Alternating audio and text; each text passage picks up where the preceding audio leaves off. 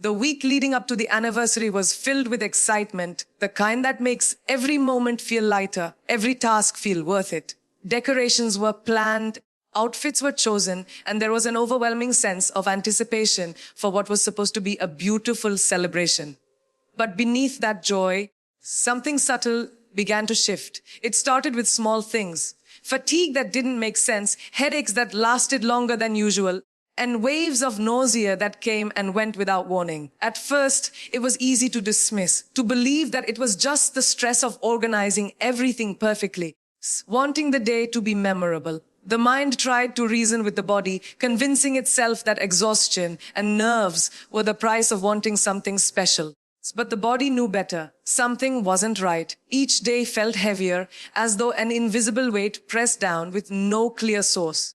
The excitement that once filled the air started to fade into quiet unease, though there was no proof, no reason to suspect anyone or anything.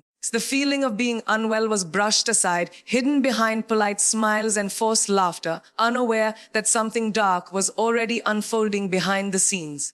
During this time, the mother-in-law's sudden change in behavior seemed almost comforting. She was unusually kind, offering help without being asked, taking over tasks that she once criticized. Her voice softened, her gestures became more affectionate, and she insisted on being involved in every detail of the upcoming celebration. At first, it felt like healing, a bridge mending between two women who had struggled to understand each other. She began to insist on managing the medication schedule, claiming it was better if she took care of it so that nothing would be forgotten during the busy preparations.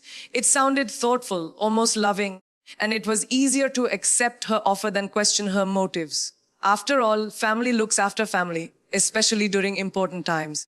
But the kindness started to feel rehearsed, almost practiced, like someone trying to rewrite a story already written. The tone in her voice when she spoke about the party carried a strange excitement, one that didn't quite match the joy of the occasion. Sometimes her words lingered a little too long, as if she was enjoying something that no one else could see. The air around her felt thick, heavy with something unspoken. Every time she handed over the medication with that same gentle smile, there was an unfamiliar chill behind her eyes, a hint of something deeper than care. The days went by, the unease grew, and yet nothing seemed tangible enough to question. The weakness continued, the dizziness worsened, and the strange fatigue began to take over everything. Each moment that should have brought happiness now came with quiet dread. The shift in the mother-in-law's behavior, which once felt like reconciliation, began to feel like control. The excitement of the upcoming anniversary had turned into a countdown not to celebration, but to something quietly sinister, something waiting just beneath the surface, waiting to be uncovered. The small comments began so quietly, they almost blended into the background noise of daily life. They came wrapped in politeness, disguised as concern, and slipped easily into conversations. At first, they sounded harmless, little remarks about gratitude, about effort, about how some people forget the sacrifices others make for them. But with time, those words began to sting. They were planted like seeds of guilt, growing stronger with every passing day. The tone was always gentle, never harsh, yet it carried a hidden edge that left invisible cuts. It wasn't what was said, but how it was said, each phrase carefully chosen to sound caring, while silently eroding confidence and peace of mind. Soon, it became difficult to tell if the problem was real or imagined. Every gesture of help came with a reminder of how much was being done out of love and duty. There were moments when the air in the house felt tense, heavy with unspoken judgment. The quiet digs became daily companions about being careless. It's about not appreciating enough, about not knowing what real responsibility looked like. It was as if someone was slowly rewriting the narrative, turning kindness into obligation and care into control. The emotional pressure began to mount, but it was wrapped in so much sweetness that confronting it felt almost wrong. It became easier to nod, to stay silent, and to internalize every jab as a personal failing. What began as tension slowly transformed into manipulation, disguised so well that it seemed like affection. As the days went on, the exhaustion became unbearable. There was a constant dizziness, waves of nausea that came without warning, and a sense of emotional detachment that made everything feel distant. The world started to move slower, and concentration became harder to hold on to. Simple tasks felt monumental, and even speaking required effort. The mind tried to stay strong, convincing itself that it was all just stress. After all, an anniversary party brings endless planning, endless pressure, endless chances to get overwhelmed. That explanation was easier to believe than the alternative, that something was truly wrong. But the weakness didn't fade. The body felt drained, and sleep no longer brought relief. There were moments of panic, flashes of confusion, and a creeping sense of vulnerability that couldn't be shaken. The once bright anticipation for the party turned into quiet dread, though there was no visible reason to feel that way. Each passing day blurred into the next, the line between exhaustion and sickness growing thinner. People around noticed the tired eyes, the pale skin, the trembling hands, but every question was met with a practiced smile and a reassuring answer. It was easier to pretend than to worry anyone else. And in the center of it all stood the one person who seemed most attentive, most concerned, always ready with a soft voice and a steady hand offering help. Yet behind that comfort was a truth that hadn't yet surfaced, a truth waiting for its moment to strike, quietly hidden behind layers of false kindness and calculated deceit. The changes were noticeable to those who truly paid attention. A close friend, someone who had seen every version of her through the years, began to sense that something was wrong. It wasn't just the pale complexion or the frequent tiredness. It was the sudden loss of spark, the quiet hesitation that replaced laughter, the way words now came slower, softer, as if weighed down by something unseen. When they met, there was a hollow look in the eyes, a reflection of exhaustion and confusion that no amount of makeup or forced smiles could hide. The friend's instincts whispered that something deeper was at play, something that couldn't be explained by simple stress. They asked gentle questions, the kind meant to open doors without pushing too hard, but the answers were always the same rehearsed lines about being busy, about wanting everything to be perfect. Still, the friend couldn't shake the uneasy feeling that there was a story behind the silence. That concern turned into quiet observation. Every time they visited, they noticed subtle details, the untouched meals, the unsteady hands, the faint bitterness in the air when the mother-in-law entered the room. There were glances exchanged, ones that didn't fit the words being spoken. The friend noticed how quickly the mood shifted, how kindness turned sharp the moment attention drifted away. They wanted to say something, to confront the growing tension, but there were no clear signs, no proof. Just a heavy sense that something cruel was being disguised as care.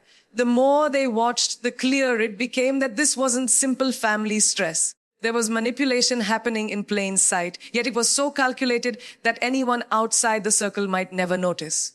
Amid the unease, preparations for the anniversary continued. The mother-in-law took full control of the event, insisting on perfection, insisting that no one else could handle it better. The tone of her involvement was strange, too controlling, too intense. She dismissed every suggestion, rejected every alternative, and made it clear that her way was the only right way. She claimed it was all for love, that she only wanted the day to be unforgettable. But the energy she carried felt more like possession than affection. Her presence began to fill every space, every conversation, until it was no longer a celebration being planned, but a performance being staged. The decorations, the guest list, the menu, everything was decided by her. And any attempt to step in was met with a disarming smile followed by sharp undertones of guilt. It was easier to give in than to fight. She became the center of the preparations, moving through the house with quiet authority, making sure every detail reflected her version of perfection. The friend noticed this too. The way control was masked as help, how the atmosphere changed whenever she entered the room. It was as if she wasn't planning a party, but setting a stage for something far more sinister, something that would only reveal itself when the lights finally came on and the guests gathered to celebrate a love story already being poisoned in silence. The discovery happened by accident, the kind that stops the world for a moment and steals the air from your lungs. It was late in the evening, just hours before the anniversary celebration. The house was quiet except for the faint hum of preparations in the background. While searching for something else, the small pill organizer caught the eye, a simple object that had always symbolized safety and routine. But that night, curiosity tugged harder than usual. The lid clicked open, and what should have been solid, familiar medication revealed itself as empty capsules filled with nothing but fine grains of sugar. For a moment, the brain refused to believe what the eyes were seeing. The body froze, caught between disbelief and horror. The truth unfolded slowly, like a crook of fate that refused to be ignored. The fatigue, the dizziness, the strange symptoms, all of it suddenly made sense. It wasn't the body failing on its own. It was betrayal, deliberate and heartless, living inside something as innocent as a pill bottle. The mind spiraled between confusion and rage. How long had this been happening? Why would anyone do something so cruel? Every act of kindness, every gentle word, every smile now looked different. Tainted, rehearsed, hollow. The memories of being handed those pills by someone who claimed to care replayed like a haunting echo. It wasn't a mistake. It wasn't a misunderstanding. It was a plan, careful and calculated, meant to weaken not just the body, but the spirit. The hands trembled as the sugar spilled onto the counter, glistening under the light like a mockery of trust. That small pile represented everything that had been taken: peace, security, and the comfort of believing in goodness. But the anger that followed was quiet. It's not explosive. There was no screaming, no confrontation, just a decision, a powerful stillness that grew stronger by the second. There was no need to expose the truth in chaos. It would reveal itself soon enough. Revenge wasn't necessary when the universe was already watching. Silence became the weapon, patience the shield. The anniversary would go on, but now every moment would be watched through a new lens. Every move calculated with precision. The plan wasn't to retaliate, but to let the truth surface naturally. To let the one who had orchestrated the cruelty walk straight into the trap of her own making. As the night approached, calm replaced the panic. The decorations sparkled. The guests would soon arrive, and everything looked perfect from the outside. But beneath that surface, tension simmered quietly. The decision had been made, to play along, to smile, to let the show continue. There was no need to ruin the evening with accusations or tears. The truth had already started to turn, invisible and unstoppable, like a wheel of fate gaining momentum. The one who had taken pleasure in control was about to face the moment she never expected. The quiet consequence of her own cruelty, waiting just a drink away. Disguised as coincidence, yet perfectly timed by destiny itself. The night of the anniversary party arrived wrapped in elegance and illusion. Every corner of the house glowed with soft lights, laughter filled the air, and the scent of freshly cooked food drifted through the rooms. It looked perfect, too perfect, as if nothing dark could possibly exist beneath the surface. Guests mingled, music played, and smiles were exchanged as if the world itself had pressed pause on reality for a night of celebration. But under that golden surface, every sound felt distant, every laugh hollow. The mind was elsewhere, watching, waiting, knowing that beneath the glitter of the evening, something inevitable was about to unfold. She entered the room like a queen, radiating confidence and charm, her every step deliberate and poised. The very person who had orchestrated the chaos within these walls now stood at the center of attention, basking in admiration. Her words flowed effortlessly, her laughter loud and practiced. She made sure everyone noticed her, her effort, her supposed love, her control over every detail of the night. She looked at the woman she had tried to break with a victorious gleam in her eyes, certain that her deception had gone unnoticed.